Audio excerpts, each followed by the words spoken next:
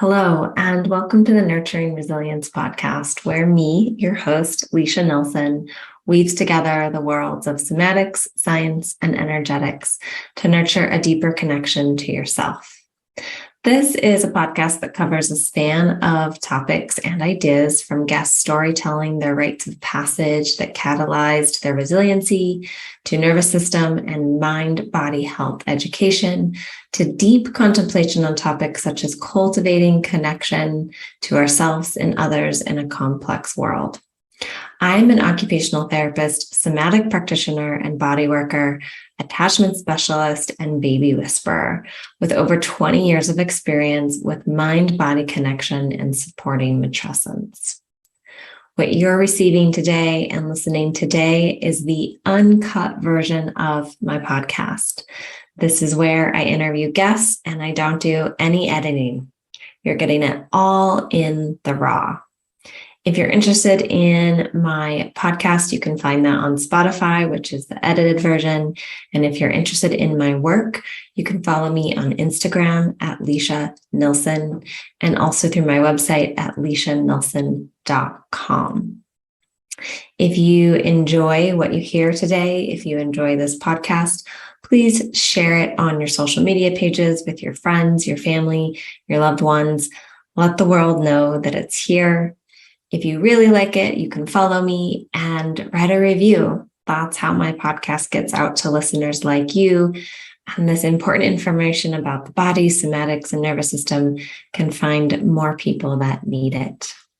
All right, thanks so much, and let's dive in. Today we have Melissa Hite, and I don't know Melissa. I met Melissa through a mutual friend. We actually just met a couple of weeks ago through an email, and I had polled my audience, my Instagram audience, and said, okay, what taboo topics does everyone want to know about? And every single person said sex or sexuality, every single person. So I was sharing this with a dear friend, and I said, I don't feel comfortable or confident enough to take this on myself. Like, yes, I can talk about sex, sexuality, but not to the level that I feel like my audience wants. What do I do? And she said, oh, I know someone who you can talk to. So that is how I met Melissa, and I invited her on, and I'm really happy to have her on here today. And I think we'll start with just, Melissa, do you want to introduce yourself, kind of a little bit about what you do and what you offer? Awesome. Thank you so much. I'm so excited to be on and to talk about sexuality with you. So thanks so much for having me on. I think in a nutshell, one of the main things I do is help people talk about sexuality, because it is hard in a lot of ways. And I help people have conversations about sexuality, or difficult conversations, one-on-one, in couples, in small groups. And so that's kind of the basic crux of what I do. How I got here is a long journey. I started studying sexuality as a kid, quite literally. I was a curious kid, and I had a lot of questions that went unanswered with the adults in my environment, and I didn't accept that. I didn't accept the non-answers and the awkward vibes and the judgmental looks. And so I started sneaking away in libraries into the adult sections and finding anatomy books and just different things to get answers that I knew were human experience, answers to human experience questions that were normal and natural. And I didn't quite understand why people were awkward about it, but I still wanted my answers. So I started studying sexuality at a young age. I was a gymnast as a kid, and that led me into pole dancing as a young adult, and then quickly into teaching pole fitness instruction. And that very naturally went with coaching people on how to move in their body, how to be somatically embodied in a way that was sexual and safe. And a lot of stuff came up for people that moved their hips for the very first time, or felt sexy or didn't felt sexy, or, all sorts of things. So coaching just kind of naturally went along with that. Much longer story short, then I went to school at the Institute of Sexuality and Enlightenment. And that It took me about 4 years to complete that training. I got certified as a holistic sex educator. And I really love that because I don't see sexuality as something based in our genitals at all. I see it very much as a holistic experience that involves our entire body, all of our relationships, all of the dynamics in life. I see sex as everything. And so sometimes I feel like I'm too pigeonholed in sexuality, that my coaching is really all of life coaching, but that my niche is definitely helping people with sexuality. So long story, a little bit shortened. That's how I got to what I'm doing now. Yeah, I just love that as a kid, you were like, no, these answers aren't the answers. There's more out there. There's more to be seen and said and talked about. And you went and figured that out on your own. Did you grow up in the 80s, 90s? Yeah, 80s, 90s. Yep. Yep. So kind of, I grew up in that era too. And I grew up in a Mormon household, a Mormon family. And so sex was not talked about. Anatomy wasn't talked about. These things just, it was shamed upon. And it wasn't until I was in my late 20s when I really actually even started to dive into my own sexuality, sexuality in my body, what sexuality even means. Like I was such a late bloomer. It was my 20s and 30s that I started to figure this stuff out and like what it meant for me. Yeah. You mentioned something called a holistic sex educator. For our listeners that don't know what that is, what is a holistic sex educator? Well, it involves helping people, educating people about all sorts of things. So sex education involves, anatomy, physiology, relationship dynamics, consent, boundaries. The layers are pretty vast. We tend to have a very myopic view of what sexuality is. And part of the education is kind of blowing the doors open on how vast the topics are that may or may not relate to what you think sex is, that may or may not have anything to do with your genitals. And the holistic part goes into the micro and the macro, the personal stuff, all the way to the societal and global issues that we deal with. Yeah. So micro being like your own interpretation of sex, how it feels like maybe in your body or how you were, all the conditioning, those aspects, to the macro of like how society might view women, something like that. Sure. Those are great examples. Yeah. Okay. Amazing. And you work both one-on-one and a group context with people. Yeah. I taught classes for about 2.5 years in Salt Lake City. I ran a meetup group called the Birds and the Bees, and it was a weekly meetup where I wrote the curriculum every week. I don't know how I stayed up on that. It was intense, but I did it. I wrote a new curriculum every week, and that really got me into knowing what I wanted to teach, what my wheelhouse was, what I was good at, what I wanted to pass on to other people, and that kind of thing.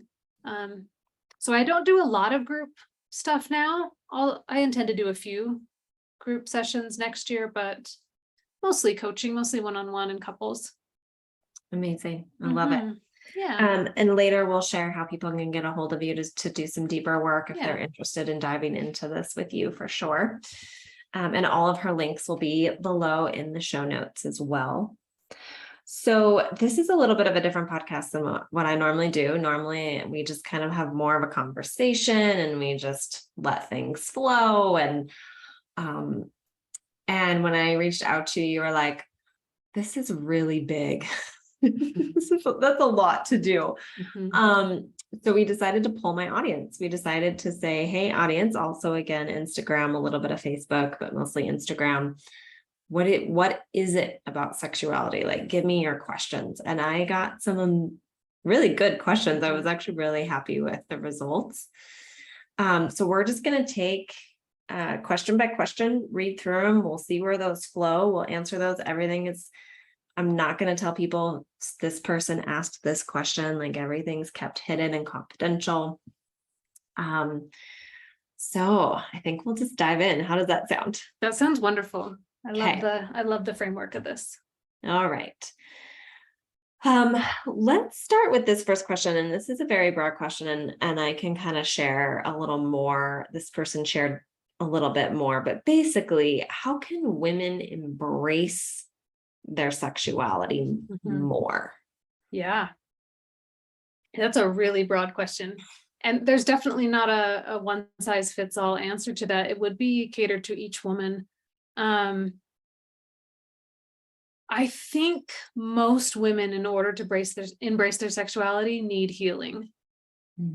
I think most of us need healing to get to that level, and learning how to feel safe and creating environments that are safe. Most of us have had far too many experiences that are unsafe when it comes to sexuality, when it comes to being a woman in the world, because of our sexuality. So there's a lot of healing that needs to happen on an individual level and a global level, for us to continue to grow into embracing our sexuality more. But as you're doing that, as you're doing your healing process, there's a lot of books you can read and podcasts you can listen to, which would be more cerebral. I would recommend dancing and moving and touching your own body anywhere, everywhere, in sexual ways, in non-sexual ways, and whatever, but exploring your body and exploring what feels good to you, what pleasure is for you. Yeah, movement. What movement feels sexy? Where do you feel kind of stuck? Where do you want to move through stucknesses? What makes you feel good? What makes you feel, ooh, that this is dirty or wrong or bad, and makes you have judgments of that?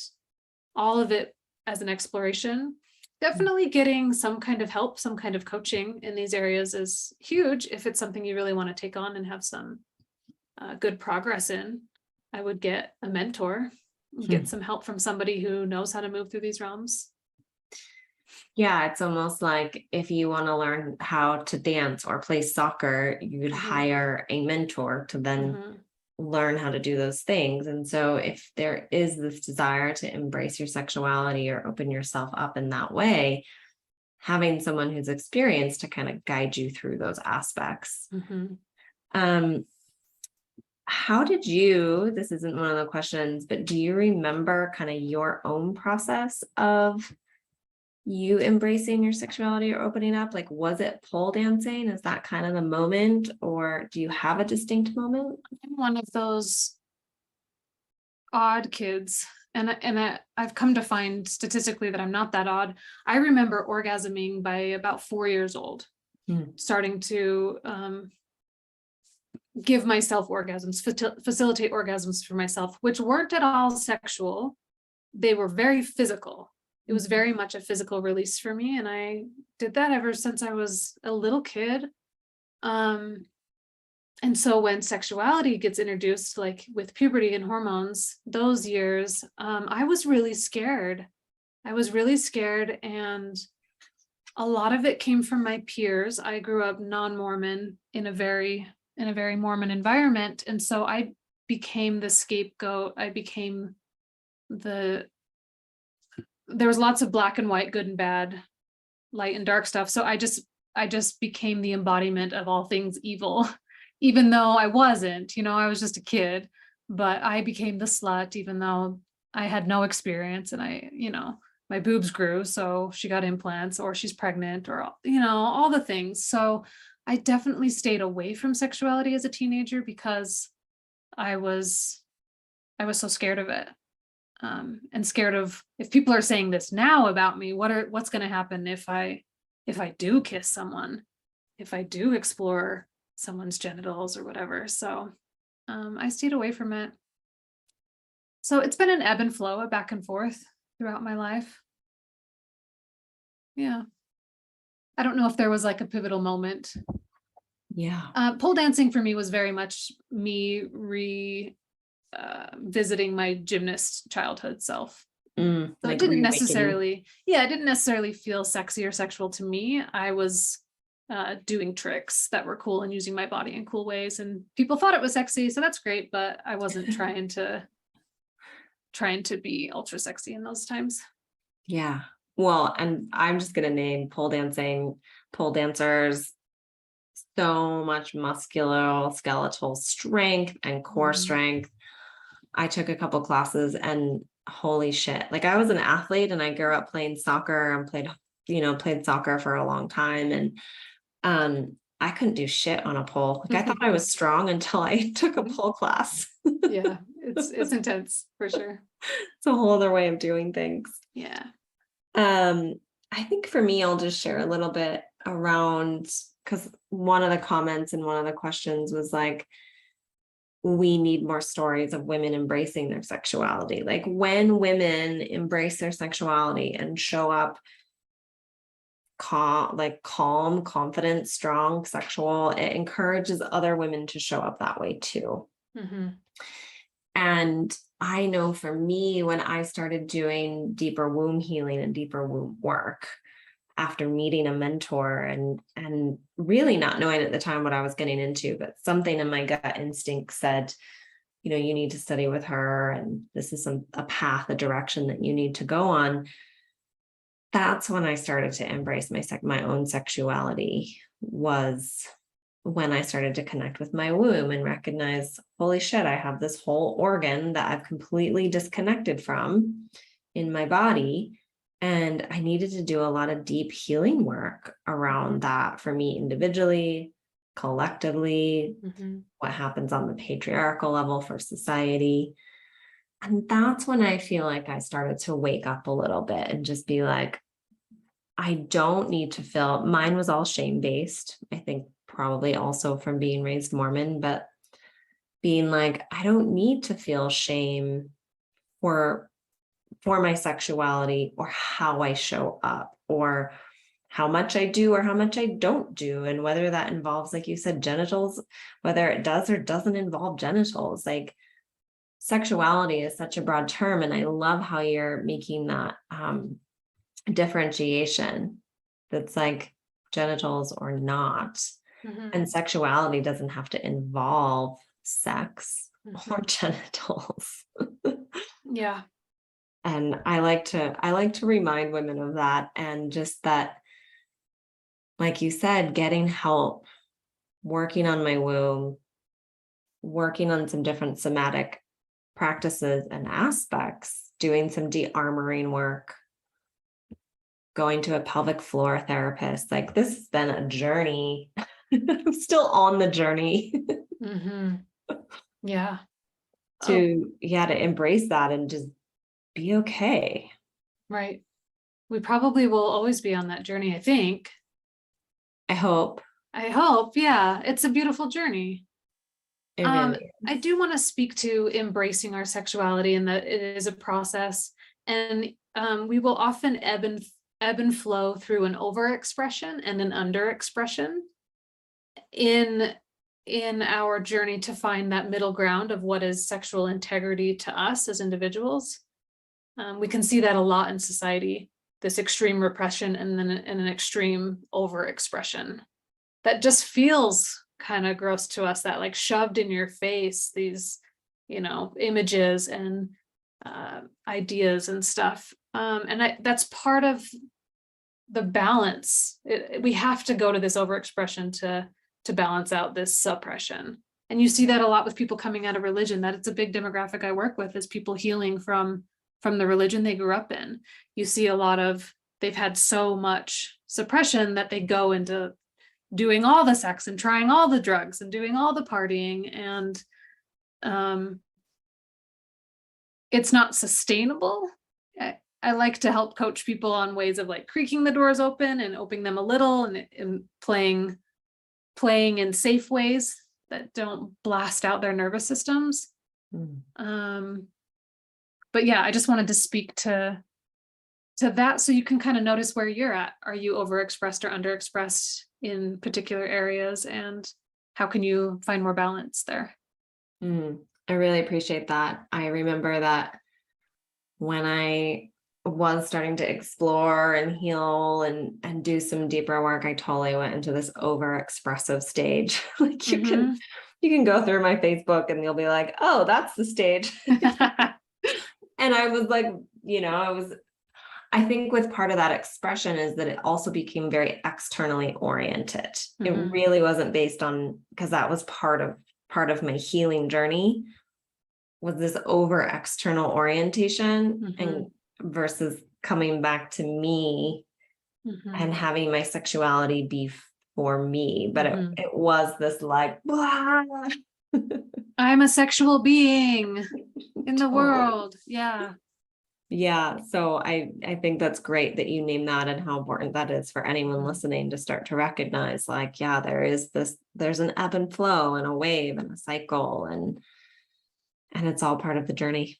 Right. And there's nothing wrong with either. I'm not shaming either. Mm-mm. If you're in Mm-mm. an overexpressed state and very, very outward with it and just being super flaunty, like that's fine if that's where you're at. I don't want to be there because I don't feel safe there. I don't Yeah. feel safe in the world being super sexy in the world. I've had too many violations in public, right? Mm-hmm. Just by being a woman that I don't feel safe like that. So I like having my sexuality a little bit tighter. Mm-hmm. Um, which is interesting. A lot of people would assume otherwise with me because I talk about it so freely, because I help people with it. Um, but I don't talk about my sexuality so freely. I don't go on podcasts and tell you the deep details of what I'm into. Because that is personal and private. I don't think it's underexpressed. I think it's very healthy in my relationship, but Yeah. it's close to me and my body. Yeah. Yeah. I've just come to this state of like wherever people are, no judgment like that. Sure. I don't know their story. I don't know their history. I don't know their nervous system. Like rock on wherever Hmm. you are in your You do journey. you. Exactly. Yeah. I Yeah. wanted to just make sure I said that I'm not saying it's problematic to be one way or another. You are where Mm-mm. you are and love where you are. 100%. I Yeah. love that. Yeah, and I think that is part of the journey is you for me, I did come to this space where it's like, yeah, I am where I am and who I am, and I'm good with that. Hmm. Yeah. Yay. That's a sexually empowered woman. Mm. Yeah, thanks for pointing That's that what that out. is. Yeah. Hmm. Um, so that kind of leads on to the next question. I split it Hmm. up and we might have already answered this, but once we do embrace it, how does this impact our confidence? Just entirely, directly and entirely, completely. Um, our our sexual energy is our life force energy. It's our creative energy, the energy of creation. We create humans with it. We create everything else with it. It is um, it is source energy. So being aligned with that and flowing that and channeling that, you're connected and you're kind of in the pocket of the flow of life. So confidence just comes with that. Mm. Yeah. Confidence just is there. It's not an arrogant kind of confidence. It's not an external, it's a deep knowing Mm. kind of a confidence. This quiet but deep internal confidence. Yeah, I love that. Yeah, and the life force energy, if we look at things as a life force energy, if we're going with that current and we're going with that flow versus going against it, like it takes energy to go against that flow or Mhm. against that current, and that is going to hinder the confidence and the peace Right. and the inner knowing. And it's going to feel off for you in your own body. Mm. You're going to feel that malalignment. And that's going to make you feel unconfident. Like, oh, I'm not quite sure. Or, is this the right thing to do? Should I quit that job? I don't know about this relationship. Yeah. It's going to affect all aspects of your life. Yeah. And it comes down to back to question, the first question of like embracing who you are, getting healing work, it's a Hmm. journey. It's going to last a lifetime. Hmm. But there is support out there. There is Yeah. help. Me and others and many others, right? Yeah. Um, maybe this is a question for us to speak to. Okay. This question says, I want to hear more stories about sexually empowered women. It Mm-hmm. feels very rare. It feels like when women choose to be sexually empowered, they are labeled and judged as sluts, etc. Mm-hmm. Yeah. Yeah, people will be labeled and judged. And also, that's just one, like, that's just some noise that you can disregard. If you are embodied and empowered in your sexuality, I don't care what you can call me a slut. I don't care. Like, what does that even mean? I don't even know what that word means to you. It becomes irrelevant when you're a sexually empowered person. They're wanting to hear more stories. Where do we hear more stories? You know, there's podcasts and YouTube and books and your friends, and just having conversations about it would be a great place to start. Yeah, I'm trying to think of who I look up to is like a healthy, sexually empowered woman. And something I work with clients sometimes is like, I'll use archetypes. Like, well, what's the archetype? What's the energy? And so what's the energy or the archetype? Say the archetype is the empowered sexual woman. And I'd say, well, find someone in society. Like if you can't inhabit that in yourself right now yet, that's totally fine because you're healing that. But even if it's a made up person, someone in a movie, someone that you know, that you can then like bring that energy in and start to be like, oh, this does exist in society. This isn't some made up archetype in my head or some desire. This does exist in real life and is out there.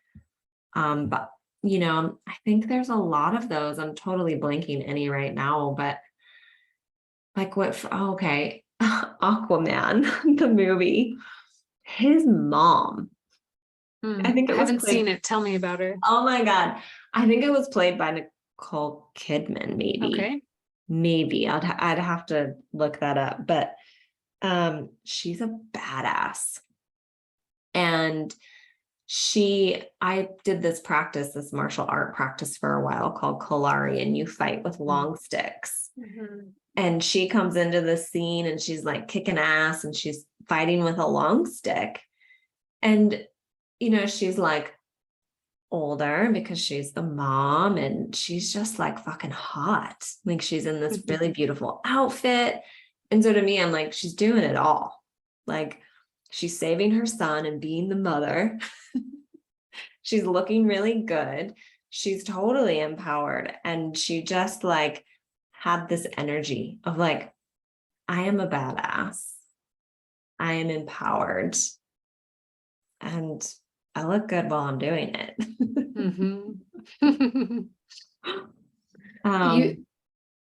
Go ahead. Speaking to that made me remember some goddesses. And I wonder how impactful it would be for people to study Oshun, African goddess Oshun, or even, you know, Aphrodite or Kali, or who else do you want to find, and what do they have to teach you? What messages can you get from studying different deities? Yeah, Isis, Frigg, Freya, like I think there's probably plenty for us to search through, right?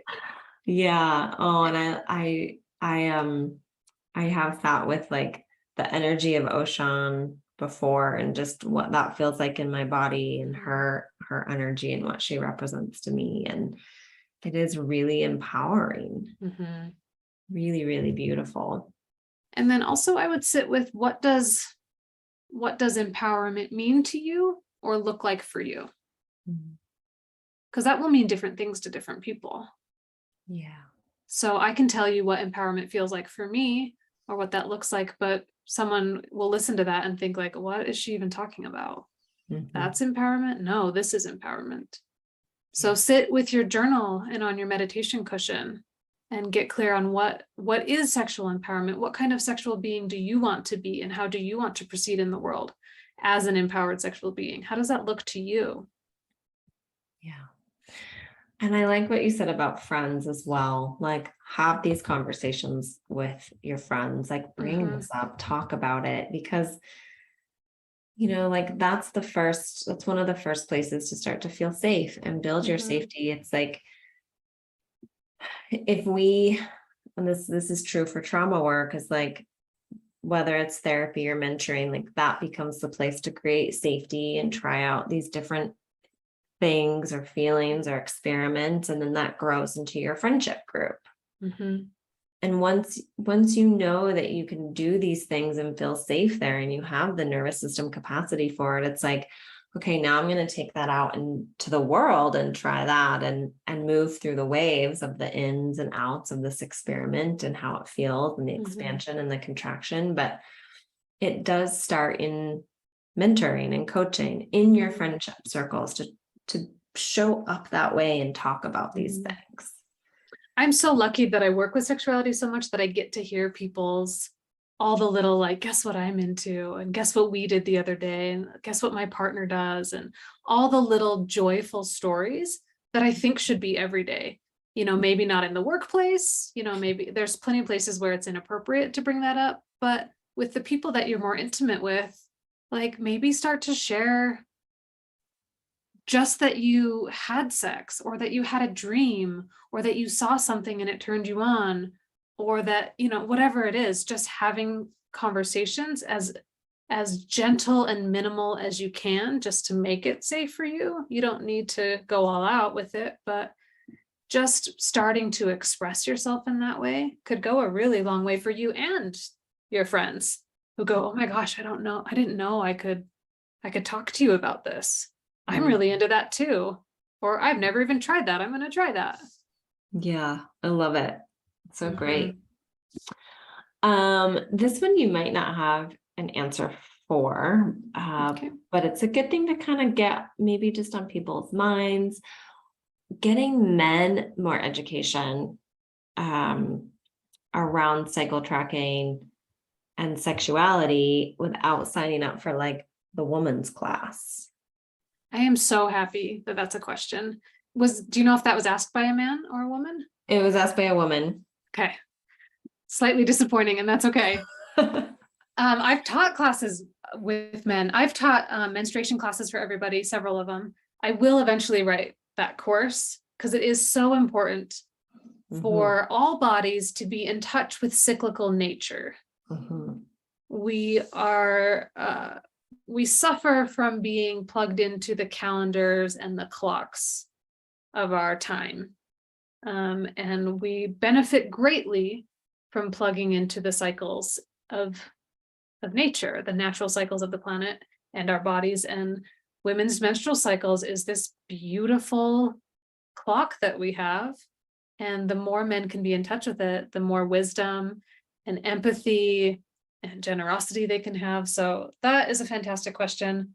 I don't know of anything online. I have looked for it several times of specific stuff for men. I definitely will teach that and will help your man. I would love to.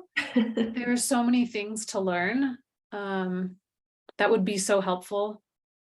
I'm teaching my man all the time. Oh, I could go on with this question for a long time. I don't want to get too far into it, but I would recommend tracking your woman's cycle. You yourself as a man tracking their cycle.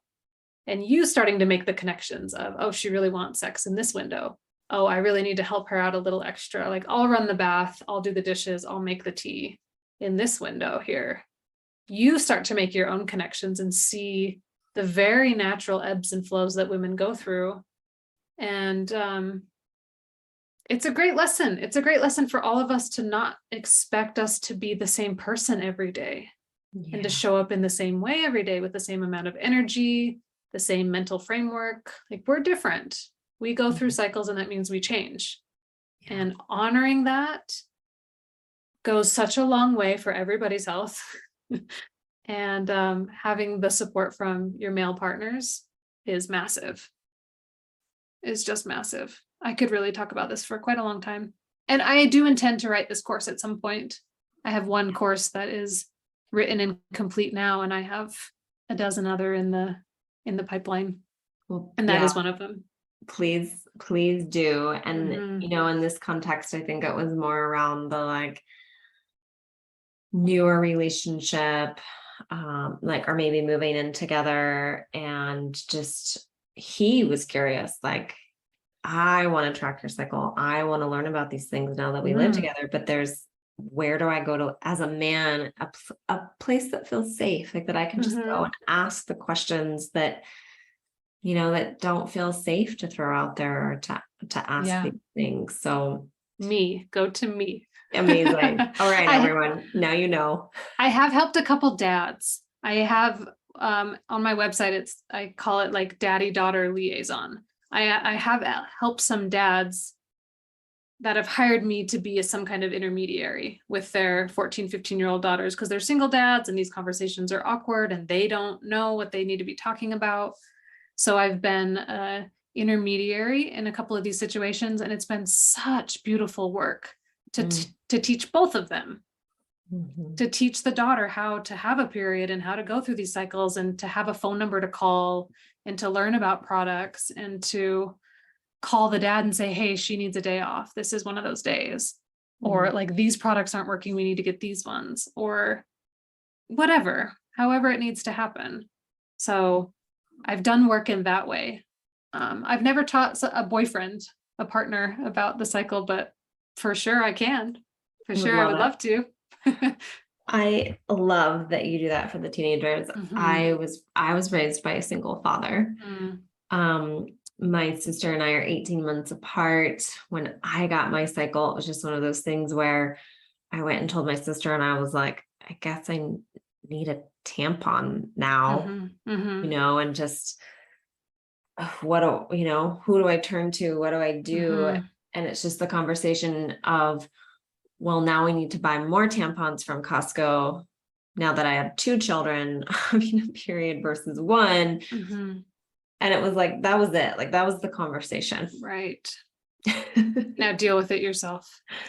Yeah. And, just like figure it out. I mean, that was kind of my teenage years anyway, figure it out. And I did. I did a really good job figuring things out.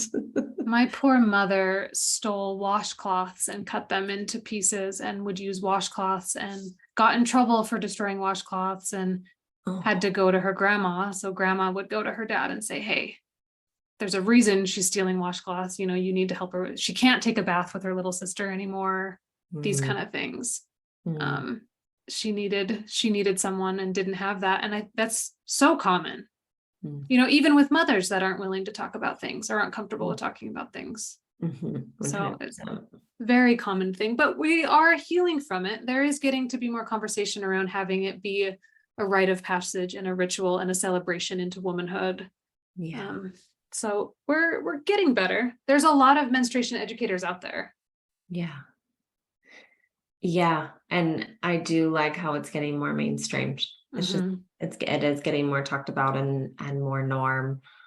I don't know if it's just the circles that I'm running in and the way I'm moving through the world now, but compared to how it was when I was a teenager, cycle awareness, talking about blood, that blood isn't dirty, women aren't dirty, like all of that is shifting. I think one thing we can all do as menstruators is to talk about it. And I will tell people all the time, I'm not going to be coming out. I'm in my luteal phase and I just feel really introspective. And most people are like, what did she just say? And I'll explain if they want, or I won't if they don't want. But I'll have those conversations all the time where I'll just put it in there. Like, no, I'm about to start bleeding. I'm not going to do that. Or after I'm done bleeding, I would love to go out to dinner with you.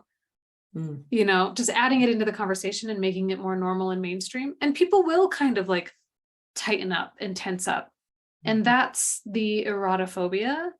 If you don't know that word, that's the erotophobia that we're working through, that we're trying to heal, which is the reason I bring it up, which is why I'm saying it, to give the opportunity to take a breath and kind of shake it out a little bit and realize like, oh yeah, that is natural and that's okay. And I don't need to panic right now. But blood is blood. It's normal. So I think that's something we can all do.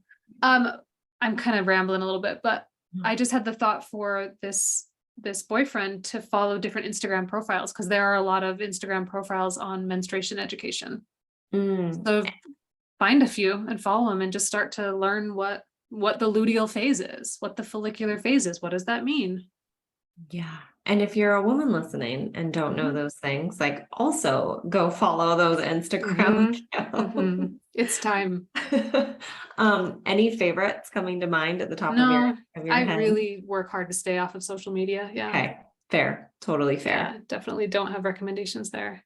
Yeah. If I find any, actually, I can drop them in the show notes, just any that I follow personally or things Mhm. kind of just that light me up. And I've started to, when I'm on my active bleeding days, I do body work, um, less and less body work, but I've stopped working on my active bleeding days. Me too.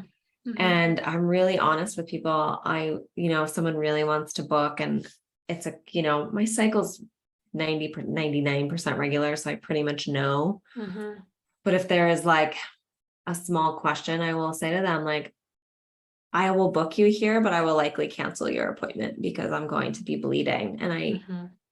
I actually really like having that conversation with people because it helps them start to think, oh my gosh, she schedules her work schedule around her cycle. Mhm. And she's a woman who takes care of herself. And Mhm. I'm trying to do that too. That's why I'm getting body work from her. I Totally. love that you do that. Yeah. Yeah. And it's just changed a lot. The more I've tuned into my cycle, the healthier outside in all other areas of my life I've become. Mhm. Yep. Yeah. Yep. Yep. All right. Let's talk about sexual fluidity. Mhm. Um, she wants more conversation. So here's the conversation. Here it is. But basically, when she started dating multiple people, and started experimenting with polyamory, there was nowhere to ask questions or turn to for resources. She was like, felt completely alone in this world. Mm.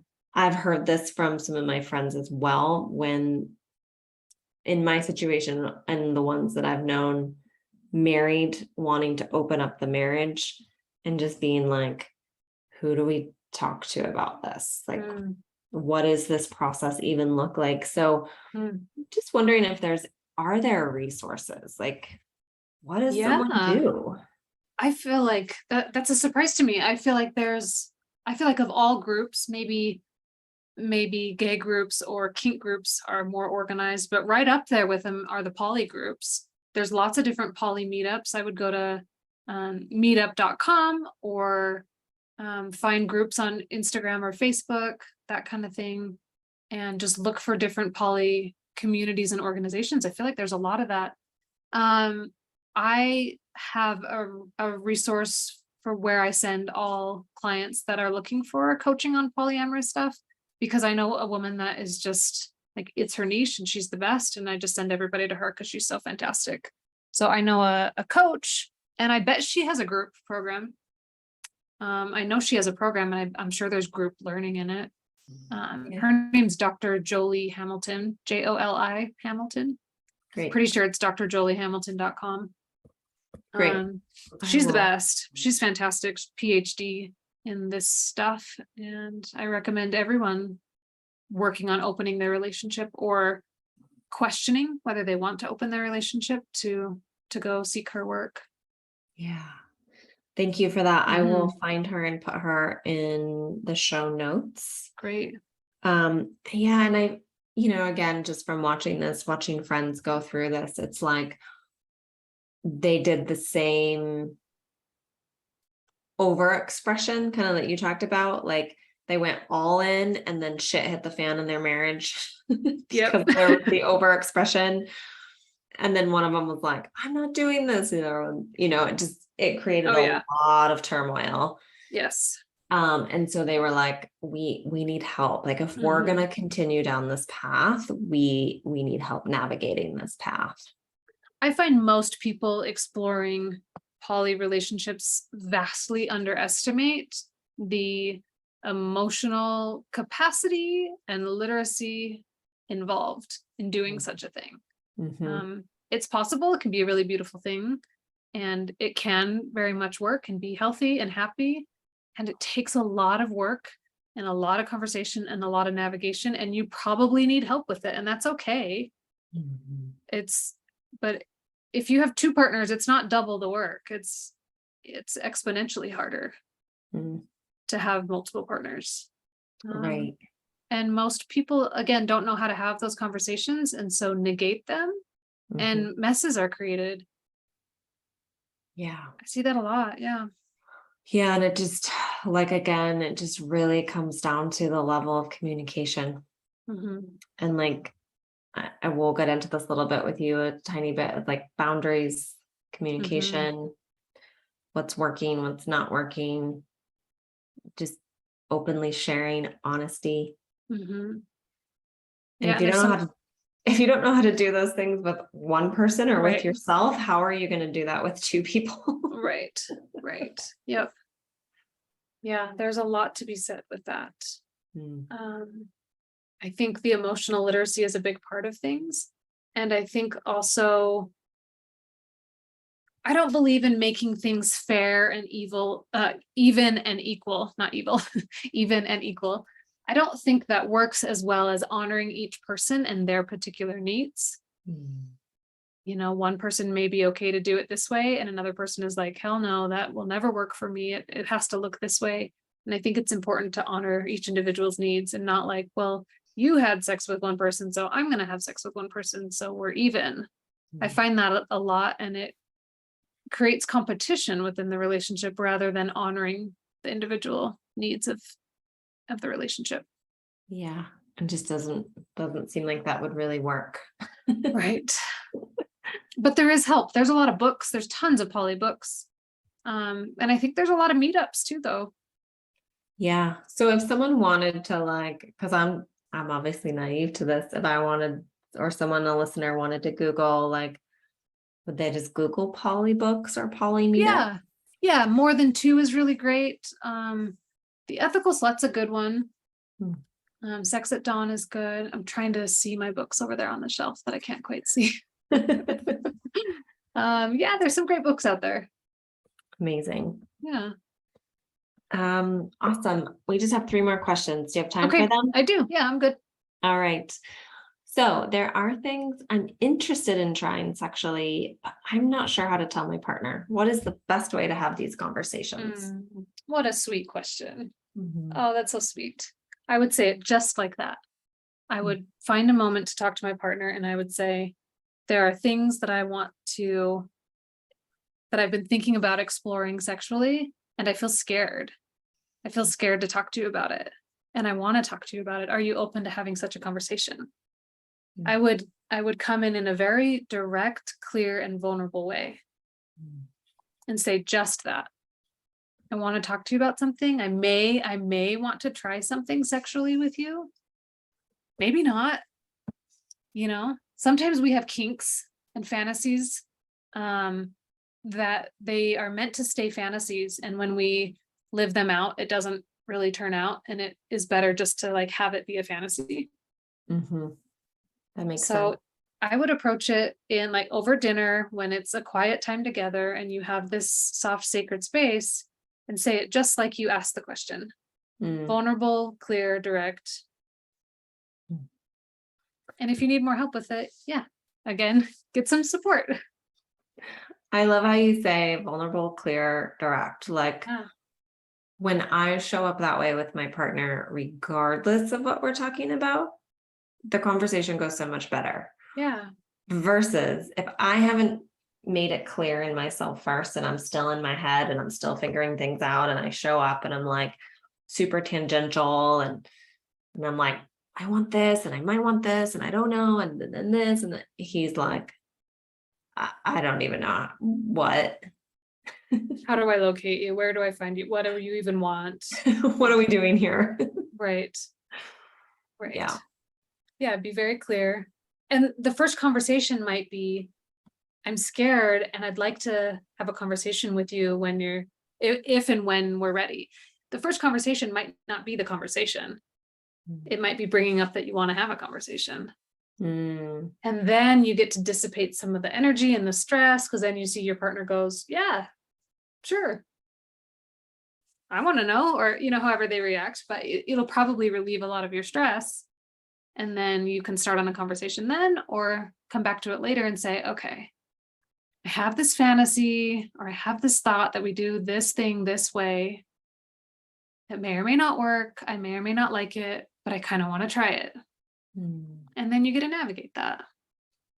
Beautiful. I hope this Yeah, listener is listening. I do too. They feel resolved. They feel helped. I like it.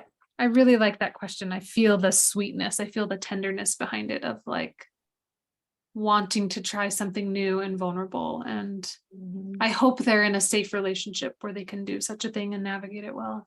Yeah. Yeah. Yeah. All right. Now this one is on the other end of the spectrum, a little bit harder. It's about losing trust in a partner. So this is a very broad question, but how do I recover from losing trust? I've lost a lot of trust in sex. And right now, sex is me, quote unquote, bending over because I'm not comfortable being vulnerable anymore. Like I've lost the ability to be vulnerable. So what do I do? I want a presence right now in that moment that I feel like a heartbreak. I feel emotional about that question. It is so important that you belong to yourself before you belong to anyone else. If you're quote unquote bending over, you're compromising your trust with yourself and your body. And that is massive. That is harder to get back than trust in a relationship. I just highly recommend you discontinue negating trust with yourself. That's massive. So yeah, there's more things I would need to know about the relationship and the partnership to answer in specific ways, but that's number one, is that's not okay. And I'm not a big believer of like withholding sex from a partner as a, no, that's not what I'm saying, but stop negating yourself. So how do we need to navigate this? I want to talk to this person directly. I'm getting lost in the relationship and not the question. So the question is, how do you regain trust? So you need to maintain trust with yourself. Second, you need to not judge yourself for not having that trust. There's a reason why you don't trust them. There's a reason your body's giving you the messages it's giving you. It's not wrong. It's not an inconvenience. It's not, no judgment and shame of what's happening with your lack of trust. It's in response to something. I don't know what, but something. And that trust may or may not be able to be rebuilt. I think it's absolutely worth a try. All relationships, like it's worth a try if you want to work on that, but that trust needs to be rebuilt before you just start on a pattern of just bending over and taking it just to appease somebody else. You may need to do a lot of therapy, both of you. You may need to end the relationship because that trust will never come back, or who knows what.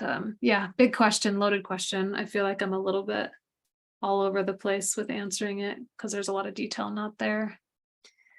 I feel like you did for the little bit of information, of such a big story, you made some really great points around, if you're quote unquote just bending over, not only have you lost trust in your partner, but you've lost trust in yourself and have lost the ability to, maybe you are listening to yourself, but you're not.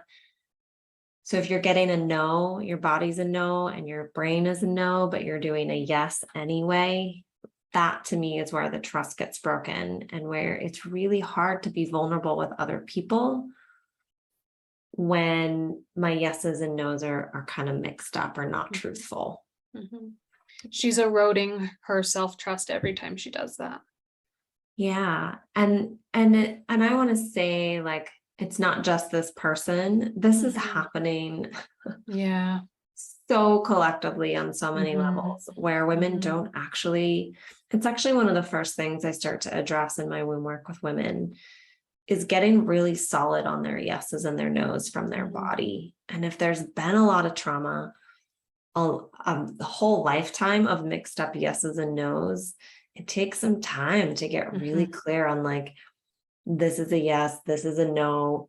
If I say yes and the person gets mad at me, I'm okay with that. And I'm going to move beyond some people pleasing ways.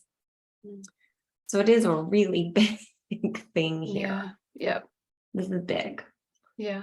And I don't want to shame her either for doing what she's doing. I just want to, I guess, caution and warn her that continuing that path is going to not work out so well for her and being an empowered, confident, happy, healthy woman in the world. Yeah. And everything is so complicated and complex, and we don't know the whole history. And this is a great example of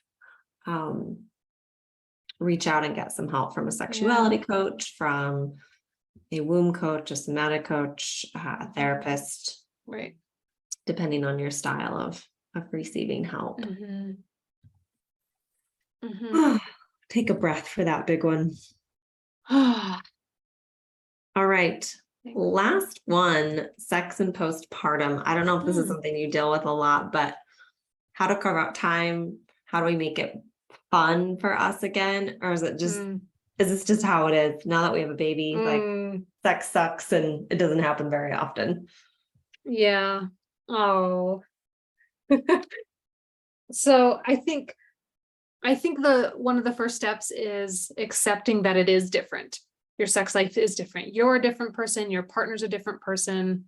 You have different dynamics in your life. You've likely been through trauma, like childbirth is trauma, and potentially some really severe trauma. So you're in a different body in that way. Your hormones are different. So accepting that your sex life will be different is important. I think trying to go back to what things were is going to be disappointing of a journey. So it will be different. That doesn't mean it's going to be bad. It could be better. It could be better that you have this deeper level of intimacy and understanding for each other and care for each other. It could definitely be a better situation. I would help the couple form a plan of what they want their sex life to look like and how to execute that. So it depends on all sorts of different dynamics. You could be needing to embrace more of the laundry room quickie or more of the weekend getaways that you need to absolutely make time for, or having relationships with other adults where they take the kids this weekend and you take them next weekend, that kind of a thing, to have more support and community support in your life, and likely all of the above, all of those things. But yeah, I would talk to the couple and form a plan with them on how they wanted to create their new sexual life. Operation Reclaiming Our Sexual Life. Right. Because it is going to be different and change now that there is a child in the picture. And and she had also said, is this just how it is forever? And I just want to say, no, this isn't how it is forever. Everything changes. Life is change. Yeah. This is how this is now. Yeah. And just if it's important and a desire to change, then you'll kind of like seek out the services or resources or help to or ask the questions to start to shift it so that it can change. Right. And you may need to have some grief work to grieve the old relationship and the old sex life and the old body that you had and all of those kind of things. Beautiful point. Yeah. You may need to do some grief work there. Yeah. Well, that's all the questions. I'm just going to ask you a few more.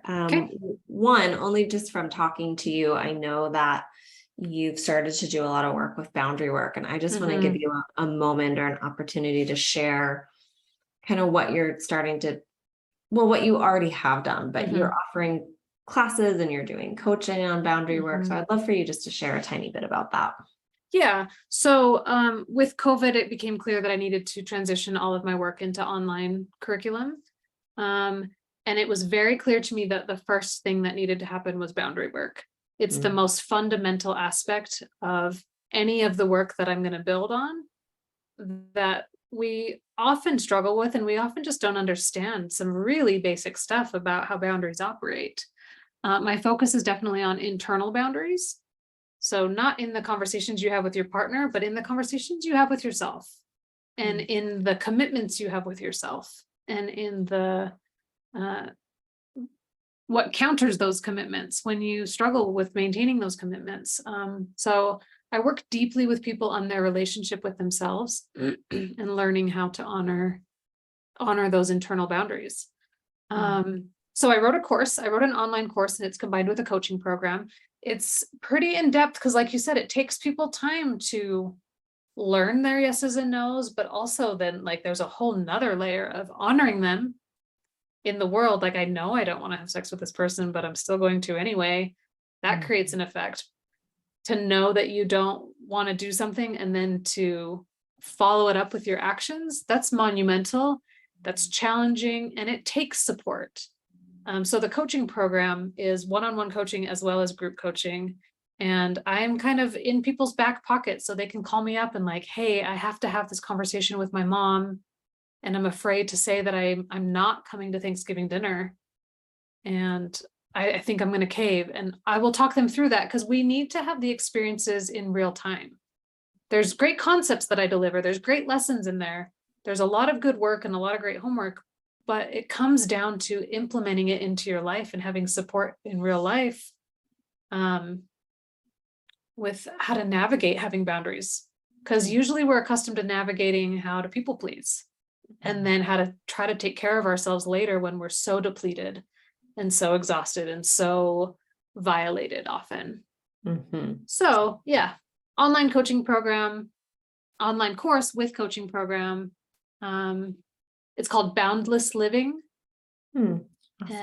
Boundaries, we often think of like stopping points and gates and fences and these hard lines. And really, when we understand what a boundary is and how it works, it's quite the opposite. It's quite an open door. It's very boundless. So it's intentionally named Boundless Living to teach us a new way of being. And I think it's really beautiful, of course, in my humble opinion, but I've seen a lot of success with it. It took me a year to write it and create it online, and I'm really proud of it. And I really want people in it. I really want people going through it more and more. It's not convenient work. It's not easy. It's definitely going to push you and challenge you and change your life. You know, it's going to change a lot of things in your life when you realize that you're aligned with things that go against your truth. And when you work to rectify that, it will make some big waves in your world. So I'd love to talk to anyone more about that. Can book a free consultation, like a 15-minute consultation. That's on my website to do that. And we can talk more about it to see if it's a fit for you and for me to work together. It's pretty intimate work. So as much as I have wide open arms, there's some people that I won't work with if I don't feel like they're committed to it and ready to really take it on. Yeah, 100%. I mean, that's why I do consultation calls as well, is it has to be a good fit for both of us. And you have to be ready. Like, you really do have to be ready to dive into this deeper work. Totally. Yeah. No judgment if you're not, but it is a commitment. Yeah. So that's my main focus, is that boundary course, because that's the one that I have completed at this time. And then the one-on-one coaching is all sorts of stuff with sexuality, with all the sorts of stuff that we talked about today, and even more. One-on-one coaching or coaching with couples is what I'm focused on right now. Amazing. I love it. Anything else you want to share? There were a bunch of questions, but anything that you're like, I think it's important for people to know this about boundaries, or about sexuality, or about women or empowerment or cycles. I think just knowing and understand sexuality is so important. It's such a beautiful aspect of life that I'd like us all to enjoy. I'd like us all to have a healthy relationship with and to be in integrity with. I'm doing this work because I want to be in a world with other people that have happy, healthy sexual experiences and are in integrity with themselves with sexuality. Like, I just have this big, lofty, beautiful vision of that. So I encourage you to do your work and to do your healing And however that looks for you, because there's a beautiful world of owning your power and being embodied in this sacred energy that runs through all of us. That's not dirty or wrong or bad or shameful or any of the above. It's beautiful. It's holy. It's sacred. It's everything. Mhm. So let's do the work. Yeah. I'm like, I want to live in that world too. Yeah. I do live in that world. Yeah, I kind of do. I do too. I've created that world. But I want other people to be in that world with me. Totally. And I'm here to help with that because I want that. I'm here for you. Beautiful. I know before we started recording, I know you said you're like not a huge Facebook social media person. If people want to get a hold of you, what's the best way? I am on those things. The best way would just be through email. And that can be found on my website. The email is highersexeducation@gmail.com. That's the name of my business. We talked about this earlier too. I've kind of been going away from that because the algorithms are blocking me left and right by having the word sex in the name. That's my email, highersexeducation@gmail.